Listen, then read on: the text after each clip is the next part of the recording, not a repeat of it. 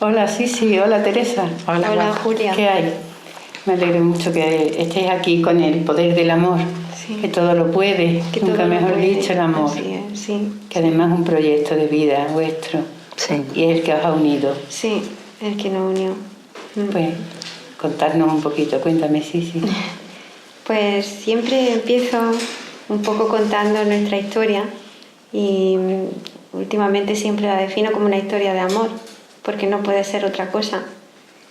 Nosotros nos conocimos en el tiempo terrenal hace poco, pero bueno, yo creo que todo el mundo ya siente que eso está empezando a funcionar de otra forma y el tiempo es muy relativo. Y en el caso de Teresa y mío hay mucho más allá. Así lo vivimos desde el primer momento. Cuando nosotros nos conocimos vinimos a Sevilla. Había una jornada y había varias personas que daban conferencias y una de ellas era Emilio Carrillo y había otro señor invitado que era psiquiatra y compartía su enfoque sobre todo en este camino de la psiquiatría, cómo se está llevando el señor, que ha estado trabajando como psiquiatra toda su vida profesional. En la actualidad está jubilado y los 12 últimos años era jefe de psiquiatría del Hospital Universitario de León. Digamos que era un profesional, pero aportaba una visión tan distinta, sobre todo tan esperanzadora, y en una línea de que estas personas que están recorriendo este camino, esta experiencia de tener un diagnóstico psiquiátrico, puedan mirarse a ellas mismas desde otro punto de vista, ¿no? Ella vino en busca de Emilio y encontró a Javier Álvarez. Al final de la exposición de Javier Álvarez hubo un turno de ruego y preguntas y allí hubo muchísimas personas que aprovecharon el tener un profesional con una sensibilidad especial para exponer sus dudas. Y hubo muchas personas con unos testimonios increíbles de vida y personas con una fuerza tremenda, pero cuando habló Teresa, aquello me llegó al corazón de una forma tan increíble, que se le acercaron muchas personas y yo sentí el no acercarme para respetarla, porque hubiera querido no despegarme de ella. Pero bueno, así pasó y en aquella ocasión no hablamos. Pero a razón del trabajo de Javier Álvarez, que él abrió una asociación que se llama Nueva Psiquiatría, ella se interesó, yo pertenecía a esa asociación y a raíz de esa asociación pues ya tuvimos contacto. Hubo un chico que me preguntó, ella llevaba Nueva Psiquiatría en aquel momento en Granada, y yo cuando un chico de Jaén, porque yo soy de Jaén, me dijo estoy interesado y tal, y dije ya tengo la excusa para llamarla. Y así hice. Pues desde el primer momento, Julia, fue un flechazo. Y a través del teléfono vivimos muchas cosas, muchas lagrimillas, muchas sonrisas, muchos momentos que ahora ella compartirá. Y nos unimos más porque nació algo muy bonito, nació un proyecto, nació una ilusión, el ofrecer un sueño, y que ella también se extenderá más sobre ello. Y bueno, esa es nuestra historia hasta que, fíjate, estamos aquí contigo, que para mí personalmente es un sueño cumplido. Todo lo contrario, para mí es un placer que estéis aquí y que podáis aportar y compartir con nosotros una experiencia en principio muy dura, pero a la vez enriquecedora para todos. Tú, Teresa, has venido a la Tierra y has tenido unos acontecimientos que podríamos calificar de duros. ¿Puedes contarnos un poquito? Sí, primero darte las gracias por invitarnos. Para mí es un placer estar aquí con vosotros. Y bueno, yo soy andaluza, aunque he vivido en Cataluña mucho tiempo, y soy de un pueblo de Granada, de Salobreña. Me siento muy orgullosa de ser nativa de allí. Y bueno, me casé muy joven. Vamos a hacer un recorrido un poco. Sí. Y con 18 años me fui a vivir a Barcelona con mi marido, que trabajaba allí. Tuve 2 hijos, uno antes de los 19, Miguel Ángel, y Daniel cuando cumplí 21, el día 8 de julio, que era mi cumpleaños, nació, ¿eh? Y éramos una familia feliz, con 2 hijos maravillosos, económicamente bien, pues medio tenía un trabajo bastante bueno, y teníamos grandes amigos, teníamos familia allí y todo era perfecto.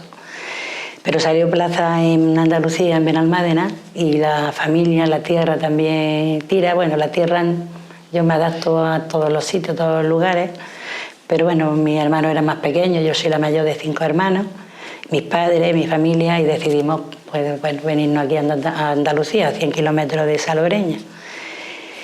Y en el camino pues tuvimos un accidente antes de llegar a Valencia, y mi hijo Daniel, con 2 añitos, pues no se salvó. Nos salvamos todos menos él. Y bueno, ahí empezó un sufrimiento muy duro. Ahí empieza el camino, ¿no? Ahí empezó una pena, una tristeza. Y bueno, a los pocos de meses, cuando me recuperamos un poco del accidente y todo, porque en realidad grave no fue para ninguno, Miguel Ángel salió ileso, no tuvo nada, absolutamente nada. Pues mi hijo Miguel Ángel, estando en Benalmádena ya, porque estuvimos en casa de mis padres unos meses, contó un chiste. Bueno, digo una gracia, ¿no? Contó algo y su padre no nos hizo muchísimas gracias. Y él dijo, si yo fuera Daniel te hubiera reído. Ah. Y ahí salió el poder del amor. Ah. Porque me di cuenta que Daniel no estaba físicamente con nosotros, estaba en nuestro corazón, pero mi hijo Miguel Ángel estaba. Y él tenía derecho a tener una madre feliz. Con una inteligencia bárbara, porque era sí, muy pequeñito, tenía 4 años. 4 añitos. ¿Cómo supo él discernir esas circunstancias? Vio a su hermano volar y bueno, cambié el chip. Lloraba muchísimo de noche, pero de día tenía que ser una mamá, tenía que abrazarlo y al parque con él, a dedicarle el tiempo que necesitaba. Y fui a hablar con el colegio que estaba cerquita de casa, donde nosotros compramos la vivienda. Yo siempre lo digo, ese colegio y esas personas que había allí eran ángeles, porque mi hijo no podía estar, era pequeño, no tenía edad para estar en el cole. Le conté el caso, mi hijo estaba muy inquieto con lo de su hermano que había volado, y se reunieron los profesores, el director, y decidieron con su propia responsabilidad que el niño entrara en el colegio. Y eso le ayudó, porque el niño no iba a aprender a leer ni nada, sino a compartir con los compañeros, a jugar con los compañeros, porque vivíamos en una zona que no conocíamos a nadie. Era un sitio, no teníamos amigos, porque llevábamos 3 meses viviendo allí, y a mi hijo le ayudaron en aquel momento. Yo siempre estoy muy agradecida al Colegio Salvador Rueda, porque fue algo increíble. Yo tuve la necesidad de tener otro hijo, no sé, pero la tuve, y tuve a mi hija Patricia. Mi hijo Daniel en julio cumplió el año de su muerte, su primer aniversario, y Patricia nació en agosto. Patricia es una niña que cuando nació era tan idéntica a Daniel que la convertí en Daniel, para mí era Daniel. Entonces la vestía de chico, pelito corto, sin pendientes, yo besaba a Daniel.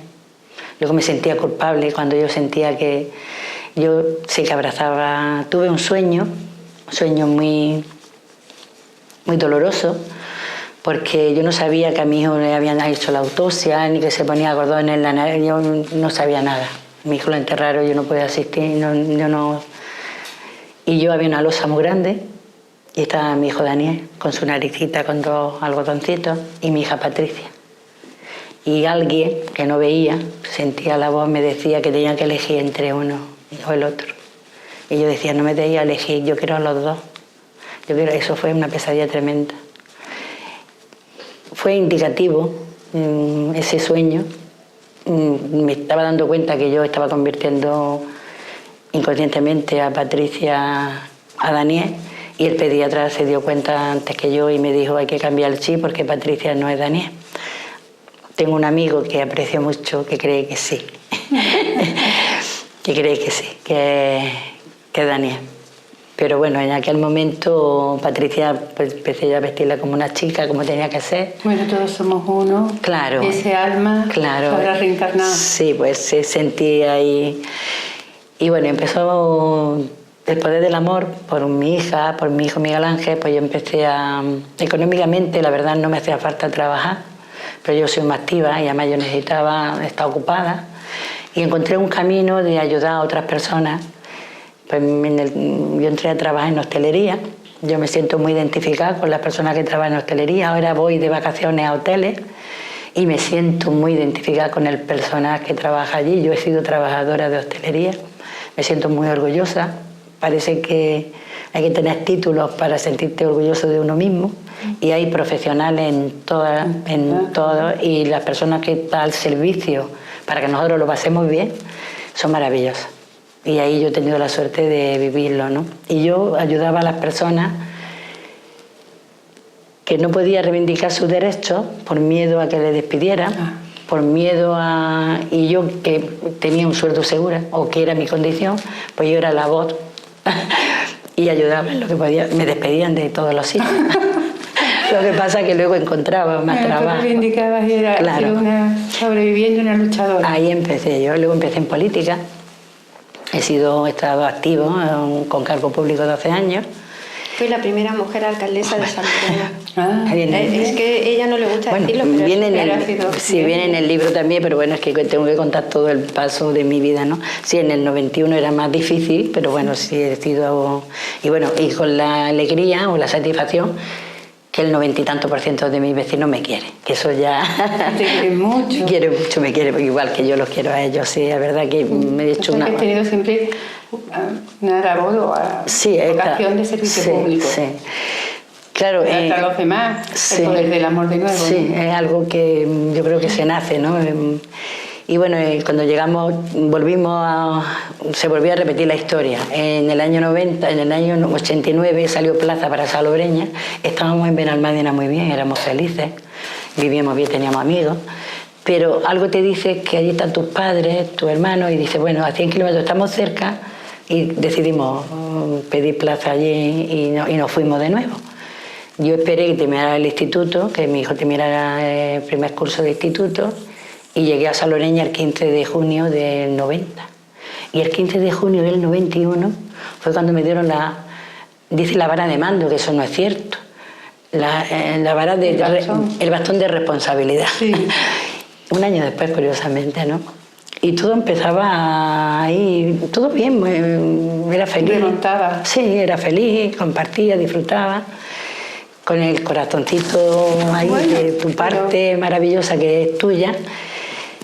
Y bueno, mi hijo cuando un día me dijo que había visto a Juan Bautista. Miguel Ángel te dijo que había visto a Juan Bautista. Con 15 años. Sí, con 15 años. Y me contó pues, experiencias y cosas y yo me asusté muchísimo. Me entró un pánico tremendo.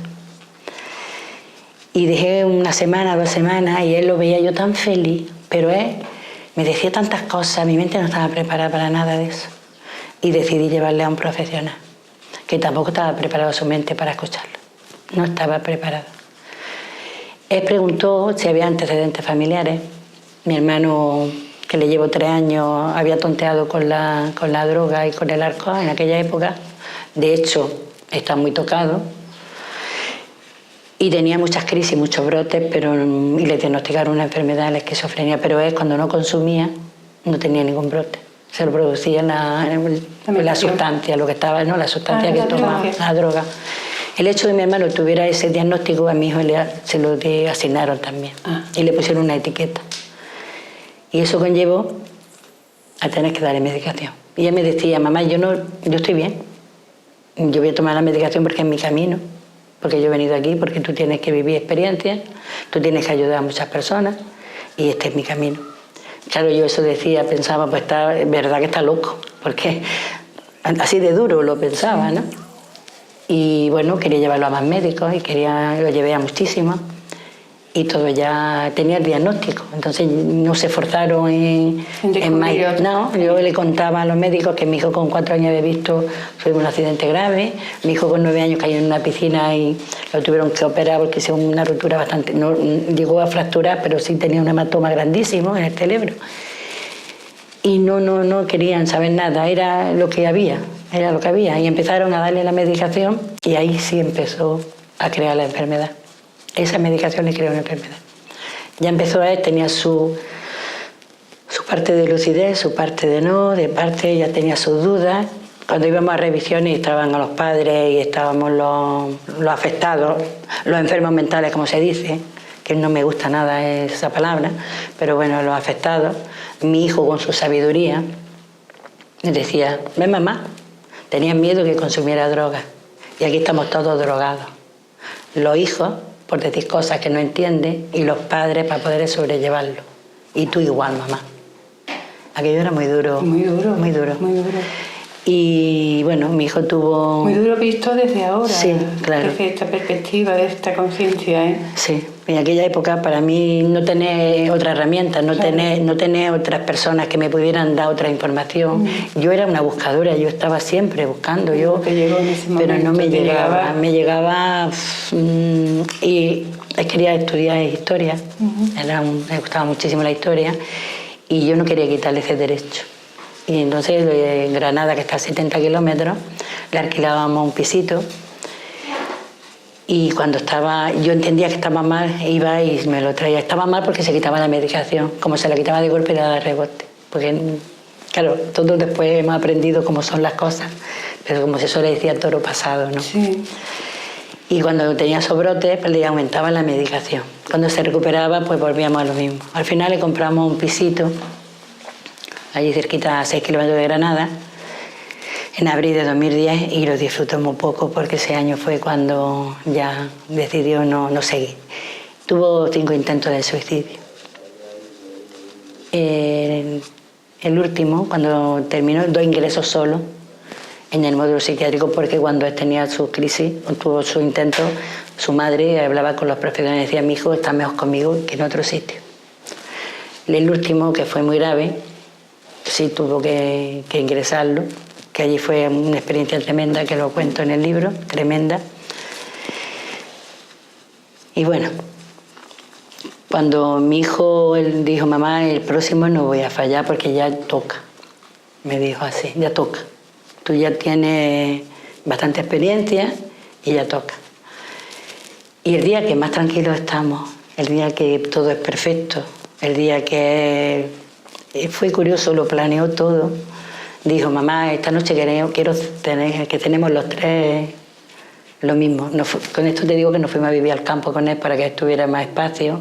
Él hacía una vida dentro de la normalidad, él conducía, él trabajaba en verano, pero la medicación le impedía. Pero ya era adulto, ya estamos hablando de un chico adulto, una persona adulta. Adulta, que yo fui muy influyente para que él no dejara la medicación. Él me quería mucho y me decía, mamá, lo hago, tengo que hacerlo.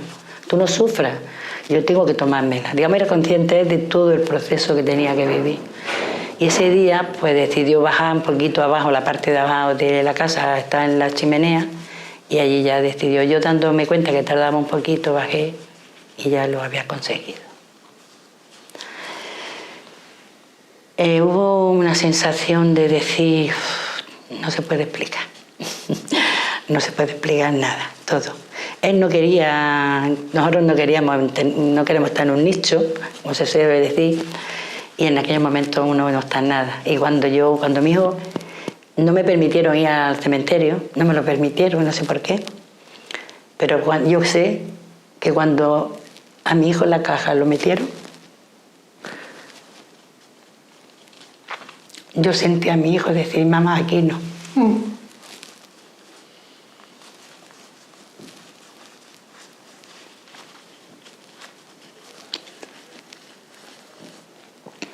Entonces, el amor nos hace seguir adelante.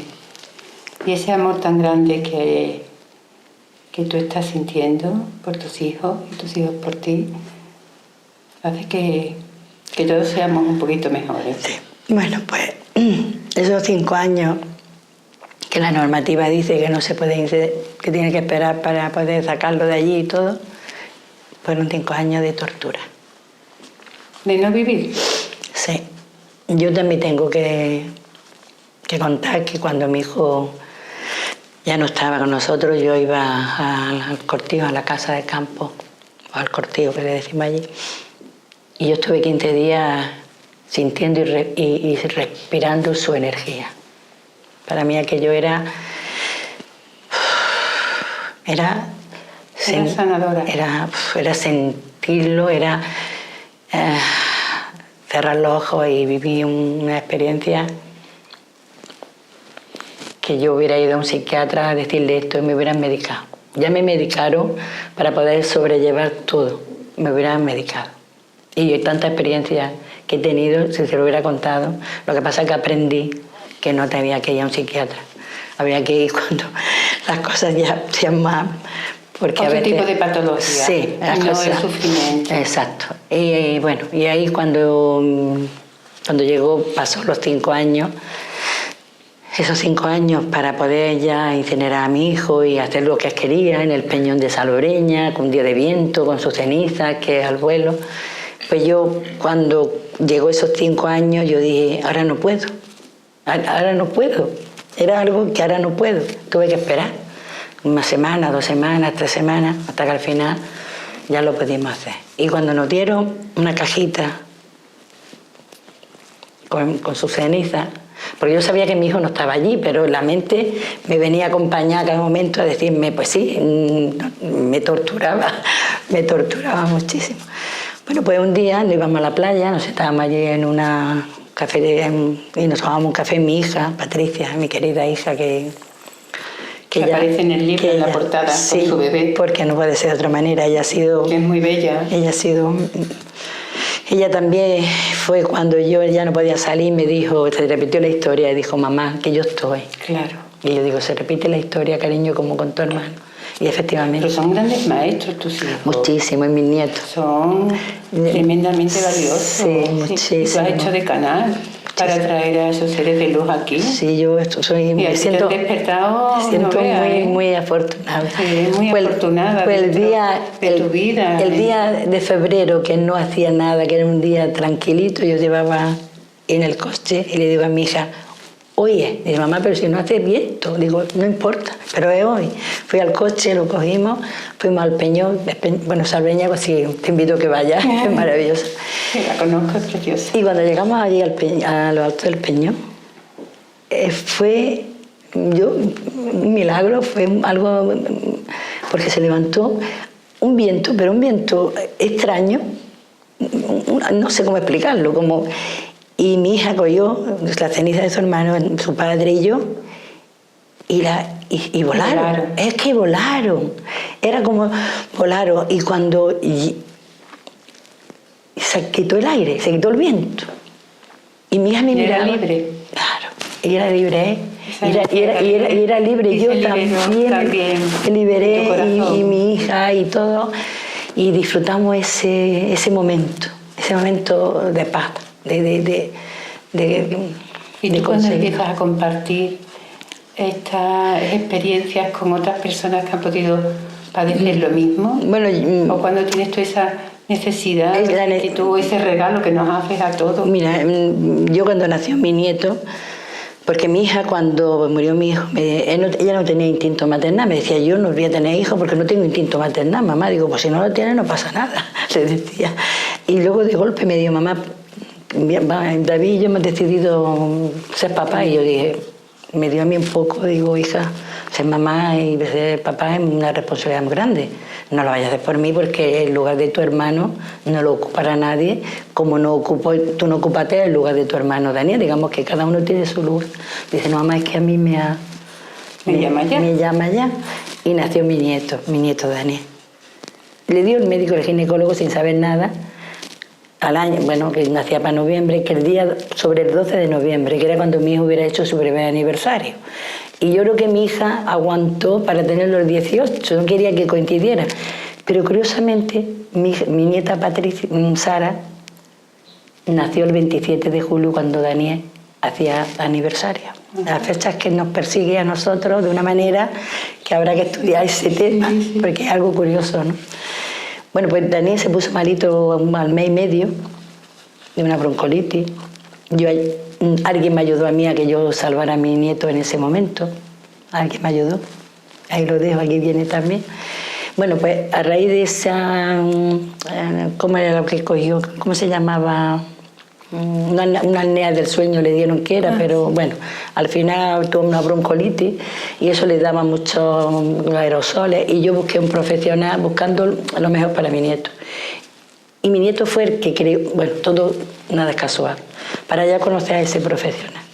Y ese profesional me empezó a tratar a mí, me empezó a ayudar, a derivarme a profesionales, no a psiquiatras, que son profesionales buenísimos. Conozco a gente maravillosa y sobre todo las nuevas generaciones de psiquiatras están saliendo con unos maravillosos. Pero hoy tú necesitarías psicólogos, claro. Si no tienes una patología... Me derivaron a una psicóloga maravillosa, Nuria, allí de Motriz, claro, que fue la que me ayudó a hacer... La que tiene que gestionar las emociones. Me ayudó a hacer el duelo. Claro. Me ayudó a perdonarme, a perdonar. Y empecé con la meditación. Y a comprender. Sí, empecé a perdonar al mundo. Perdoné a todo el mundo. Yo estaba, perdonar la palabra, no lo quiero decir, yo estaba muy enfadada. Muy enfadada. Claro. Estaba muy enfadada, era todo muy injusto, yo no entendía todo, y es muy doloroso. Claro, todo era muy injusto. Empezar con la meditación, empezar a hacer talleres, me hablaron del curso de milagros, el curso del perdón. Yo fui una buscadora, ya empecé a buscar otras cosas, me sentía mejor. Es muy importante luchar por sobrevivir, por seguir adelante. Y yo intenté... ¿Y lo has conseguido? Sí, lo conseguí. Porque de hecho estás viva, tienes color. Y este libro... Viva y cómo. Y este libro, y gracias a Nueva Psiquiatría, gracias a las personas, a los componentes, a los que estamos allí, gracias a Eugenia, una amiga que está también en el proyecto, que ella vive en Barcelona, tiene un hijo con un diagnóstico. Y hablando ella de sus preocupaciones y como madre, y yo viendo su preocupación como yo había tenido y todo, pues dije, pues si mi historia sirve para ayudar a otros, pues la vamos a contar. Vamos a contarla, claro. Y ahí surgió la idea. Entonces, pero estuve 2 años, porque cada capítulo fue maravilloso, fue doloroso pero maravilloso a la vez. Y recordar. Porque era doloroso recordar. Poner en presente unas vivencias muy dolorosas. Pero a su vez aportan. Pero me sanaba. Mucho, claro. Me iba sanando. Cada capítulo 2 años. Era algo que pasaba unas tormentas y iba superando yo. Pero bueno, cuando en octubre de este año pasado, que no hace tanto, me fui a Barcelona. Y Barcelona me fui por algo muy significativo. Allí están mis tíos. Mi tío es mayor que yo 11 años, pero es como un hermano. Yo he vivido esos años, mis 2 hijos nacieron allí. Mis dos hijos, mi hijo Miguel Ángel decía, mamá, yo soy del Barça y del Betis. Y yo decía, y yo también, cariño. Es algo que hay, esos años vividos, esos primeros años de los amigos, el recién casado, yo que sé, era algo, me había divorciado hacía poco y necesitaba estar fuera del entorno y me fui a casa de mis tíos. Y en un mes salió el libro y vino otra Teresa. Vino otra persona, creo que vino. Y empecé a cambiar desde dentro y desde fuera. Volví a recuperar la sonrisa. La alegría por vivir. Sí, y la carcajada fácil que yo siempre he tenido. Me río mucho. Y me sentía... Vivía el momento, el aquí y la ahora. La meditación me ayuda muchísimo. El perdonarme, que me perdoné. El quererme, valorarme y el querer compartir, que otras familias se puedan sentir identificadas conmigo. La intención es aconsejar, no aconsejar, sino contar mi vivencia. A medida que compartas, compartirlo, cogeremos lo que claro, cada uno. Y de aquí nace la idea de la asociación. Y nace el proyecto ambicioso, maravilloso, que lo vamos a conseguir, porque lo vamos a conseguir, de un lugar de encuentro, que aquí es donde ya nos viene. El lugar de encuentro está, lo que hay que saber, hay que ir. La asociación, yo soy de Salobreña, somos varias personas están en el proyecto, En Salobreña estamos 4 y la asociación físicamente no tenemos lugar, pero lo tendremos. Página web, eso forma. Sí, eso... Sí, dímelo, sí, para que... Pues si se pone El Poder del Amor, se puede encontrar la en página Google, web. en cualquier buscador. Sí, luego quien esté interesado en adquirir el libro, también se puede encontrar vía internet, en Ediciones Ende, y en el libro hay un correo también electrónico que se llama elpoderdelamor@gmail.com. Entonces, quien sienta acercarse al proyecto, el proyecto es, nosotros lo vemos como la vida misma. Es algo que va, que fluye y que llega a quien tiene que llegar, a quien así lo sienta. Y desde esa relajación, nosotros lo que estamos, yo siento que no ofrecemos, sino que estamos. Y nos enriquecemos las primeras nosotras, las que estamos en el proyecto. Claro, mira, compartir es vivir. De cara a una práctica terrenal, porque también yo me voy mucho por las nubes. De cara a una práctica terrenal, pues se pretende materializarlo físicamente en algún sitio, simplemente para compartir, para ofrecer a estas personas que están viviendo un momento que pueden considerar perdido, verle que en realidad no es así, que somos mucho más, que es un proceso perfecto, que tiene su razón. Y si sienten vivirlo de otra forma a lo convencional, pues que tengan ese sitio. Y no solo ellos, sino cuando entra un diagnóstico psiquiátrico en una casa, que hemos observado que hay muchísimas personas, muchas familias que tienen a alguien, ¿no? Esto, cuando entra en una casa un diagnóstico, no solo afecta este hecho, esta información a la persona, sino al entorno completo. Como en el caso, hemos visto aquí a Teresa. El poder ofrecer una visión benevolente hacia esa circunstancia que se ha materializado. El poder ofrecer esa visión, ese acompañamiento y ese viaje al interior, porque sabemos que cuando algo que no espera la mente, algo que nos desestabiliza, se puede acometer podemos reaccionar de muchas formas y todas son las que tocan, ¿no? Pero se puede reaccionar desde el miedo, desde la huida, la no aceptación, la lucha, pero la lucha para erradicarlo, o se puede uno introducirse en esa situación, encontrarle lógica, una lógica que nos aporte crecimiento, que no me gusta decir crecimiento, pero entendimiento es que quite el dolor. Sí, o que se experimente el dolor pero sin sufrimiento. Sin sufrimiento. Saber que hay que vivirlo, si toca hay que vivirlo, pero desde fuera. Yo ayer estaba hablando con Eduardo y se me ocurrió el ejemplo, ¿no? Es como el pez que está rodeado de agua y le dicen que tiene que buscar el agua, y como él nace en el agua no la identifica. Sin embargo, si por H o por B a ese pez lo pudiéramos sacar, imaginemos, y lo ve desde fuera, dice, ¡ay! Pero si estaba rodeado de agua. Entonces un poco esa visión y ahora sabiendo que eso es agua, voy a entrar y voy a experimentar lo que me aporta el agua. Es algo parecido, ¿no? Poder sacar, ejercer ese punto de vista, no me gusta decir más elevado, estamos tan limitados por las palabras, pero otro punto de vista hacia esa situación. Y ahora ya sabiendo, ¿no? Venga, me introduzco, voy a llorar, voy a reír. Sí, te abstraes, sales y vuelves a entrar.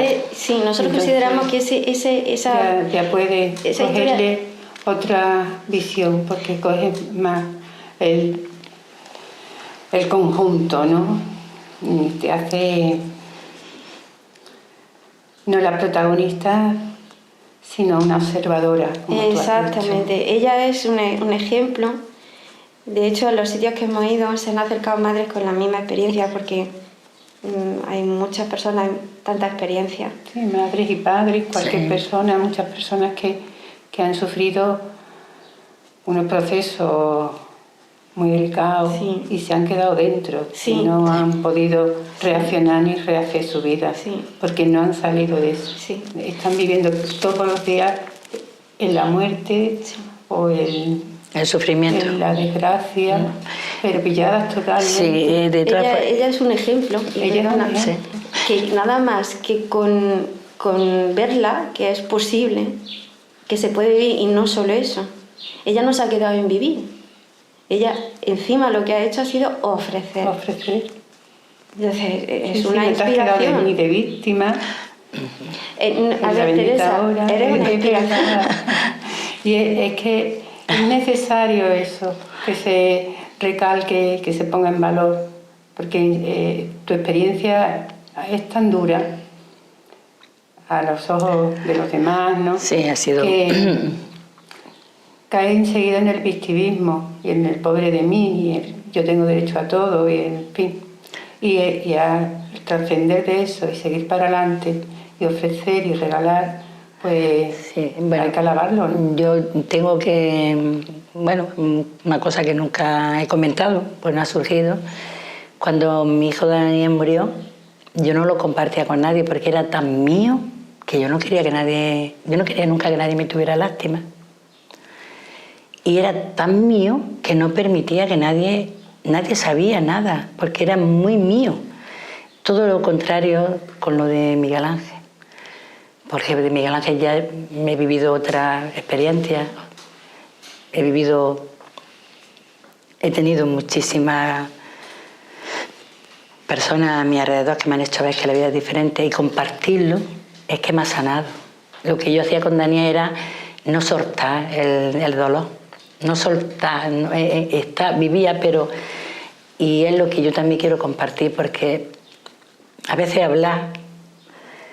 Yo si hubiera hablado con una psicóloga en el tiempo de Daniel me hubiera ayudado mucho más. En cuanto lo verbaliza. Sin embargo, era algo que yo lo hacía muy diferente a lo de mi hijo Miguel Ángel, porque claro, mi hijo Miguel Ángel ya me decía: mamá, tú has venido aquí para ayudar a mucha gente y es tu camino. Y es la pura verdad. Y es la verdad. Y así que yo quiero también hablar un poco del proyecto, porque el proyecto queremos un lugar de encuentro para todas las personas, no para quedarse, sino de paso, para recuperar fuerza. Por supuesto.